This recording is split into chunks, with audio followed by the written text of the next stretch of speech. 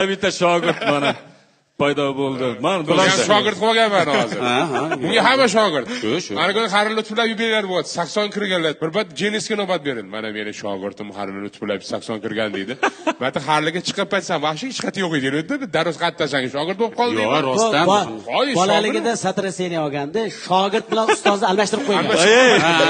Menimcha o'rnini almashtirib qo'ygan. Ha, shogird. Ustoz sizda unda. Sen o'sha paytda Qur'ondan tortib qo'ygan meni. Yo'q, meni ham qachon qarasa shogird deydi-da. Men tushunaman, to'g'ri tushunaman. Satraseniya bu. Shu ikkita so'zni almashtirib qo'ygan. Qoraqalpoqdan kelayotganda qattiq yiqilganda, Yamaga tushgan. Yamaga tushgan. O'sha bosh chayqalgan. Yamaga tushganda bu Kobult orqa tarafida o'tirganda, Kobult otadi-ku. Otadi.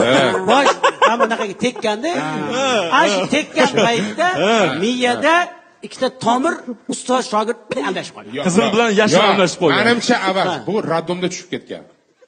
Doyani qo'lidan tushib ketgan. Yo'q. Qalla bilan tushgan kafeliga. Yo'q. Dadalar bilan gaplashuvdim.